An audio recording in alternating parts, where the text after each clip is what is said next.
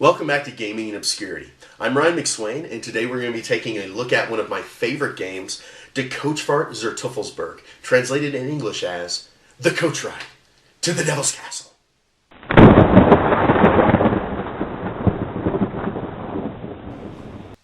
Occasionally, I have a game night where everyone actually shows up, and I can just tell that there ain't no way I'm going to be able to split them into one group playing Power Grid and one group playing Kalis.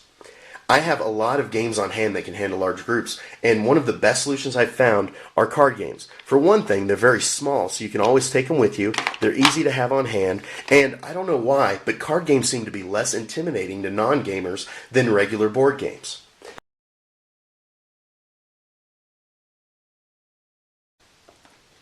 These have been enormous hits for me. They are large group social deduction card games. They're all about trying to figure out who's on your team and what to do about it. Ultimate Werewolf is great for parties. It plays with up to 68 players, and this is the best box version of Werewolf available. However, it does have player elimination, which is a drawback in any Werewolf game. The Resistance can be played up to 10 in about a half hour.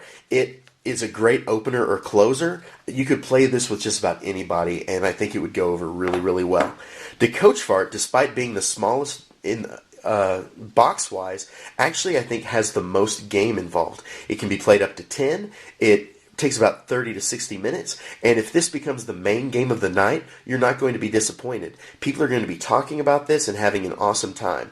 Now, it actually, for me, seems to have a bit more complex decision-making than Ultimate Werewolf, where you're just deciding who to lynch, and the Resistance, where the decisions are who to put on your team and a lot of yes or no answers. In Die Kutschfahrt, there's a lot more to it than that, and that's why it's really my favorite of the lot.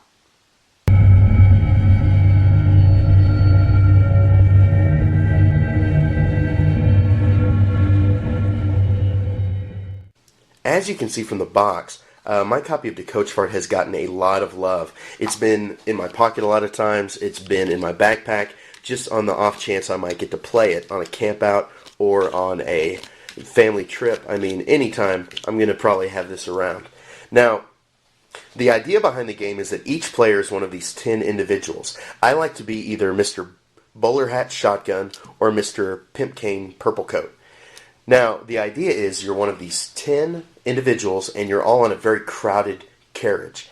Each of you is secretly either a member of the Brotherhood of True Lies or the Order of Open Secrets. The Brotherhood of True Lies, in order to win, they need to track down 3 goblets. The Order of Open Secrets needs to track down 3 keys in order to win. So they're going to be trying to get those items as well as keep the target items from the other players. Each player starts with one of these cards face down so that they know their secret affiliation, but only as the game progresses are you going to be able to find out more and more secret information in order to find out who's on your team and who's out to get you. Now, there are several different things you get to do on a turn. You can either pass, you can trade items, or you can attack another player. You have the fourth option of proclaiming victory.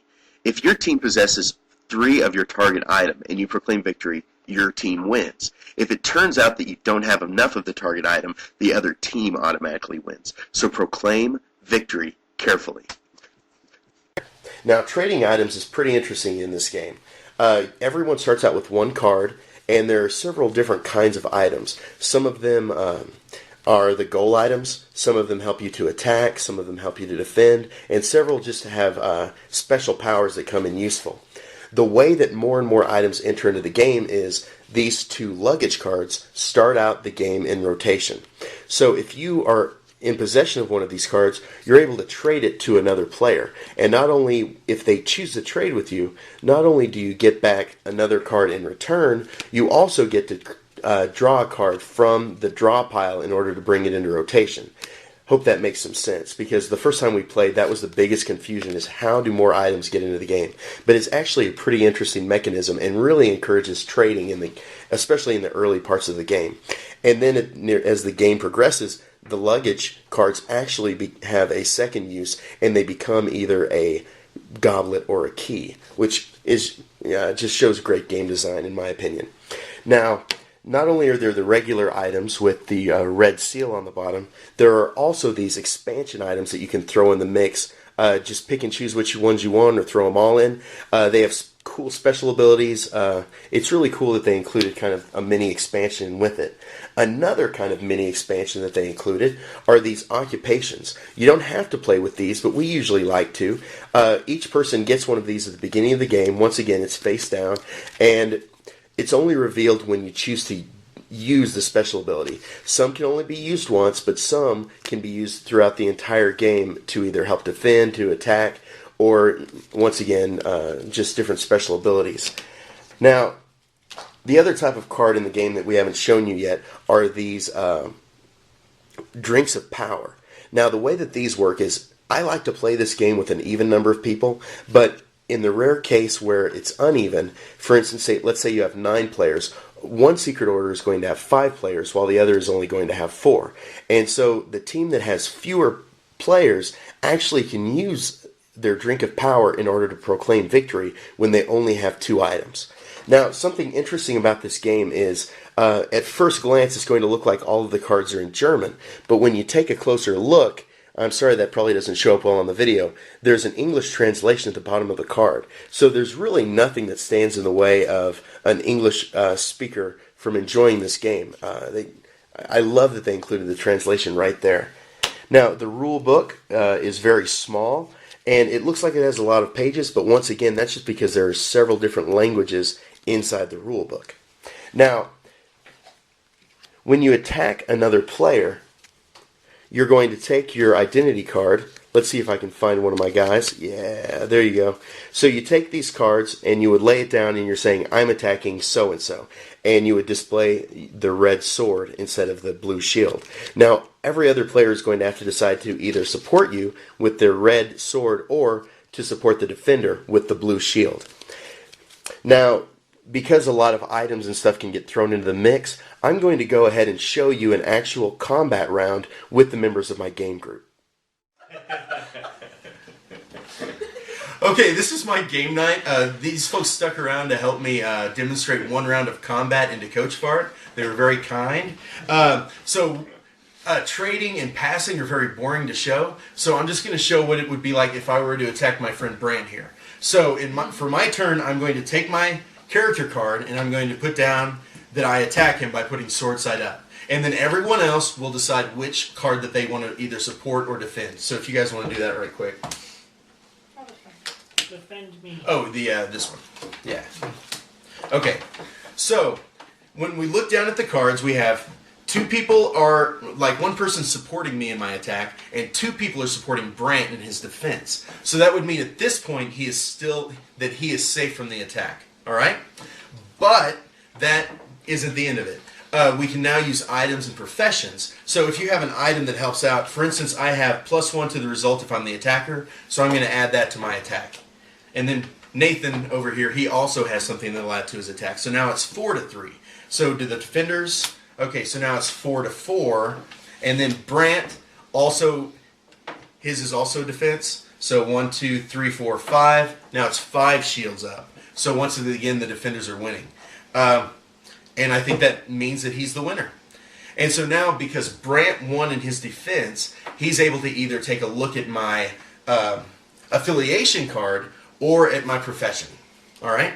Or he can take one of my, one of the cards from my hand in exchange.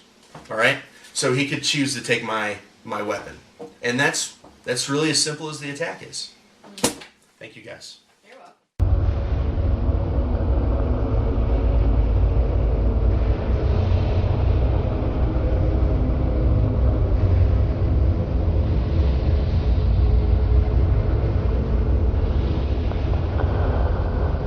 If you had asked me in the past if I had a problem with the Kutschfahrt, I would have said that the victory conditions are really weird when you're playing with an uneven number of people. In fact, I preferred playing with an even number of players just so that I wouldn't have to screw with the drink of power. It's confusing to explain to someone.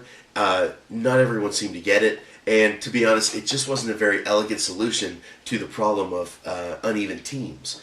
However, the game has been re-released. An Italian company has released the game under the title El Castello del Diavolo, and in English that is Castle of the Devil. And it's been released both in Italian and in English, and they have fixed the victory conditions. Now, when you realize that you're on the smaller team, you're able to proclaim victory when you have only 2 of your target items instead of 3. I think it's a brilliant fix. I'm glad they thought it up so that I can implement it in my own games. And they've made some other changes as well. Now you have the option on your turn of spying on someone, which means you take a peek at one of their cards. And now when you attempt to trade with someone, if they turn you down, you are given a duel token. I didn't think it was worth buying the new edition just for these, so I made my own with wooden nickels and spray paint. And the idea is you can use these tokens to support someone in either an attack or a defense, and they're a one-time use and then they get returned to the pot. A really brilliant addition, and it makes trading a little bit more fun and interesting.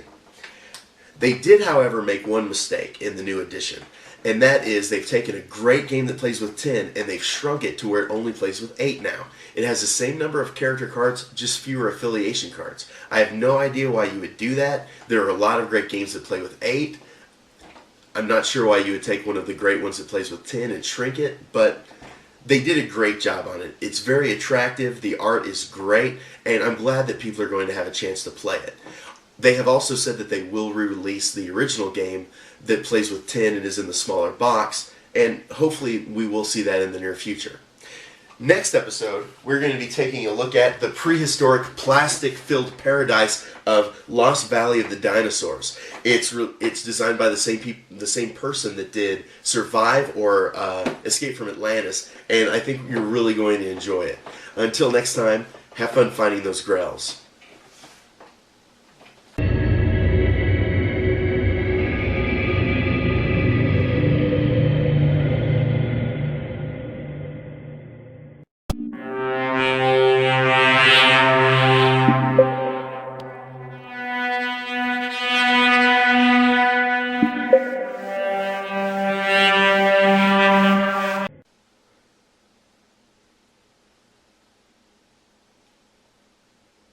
Did it look like I did it?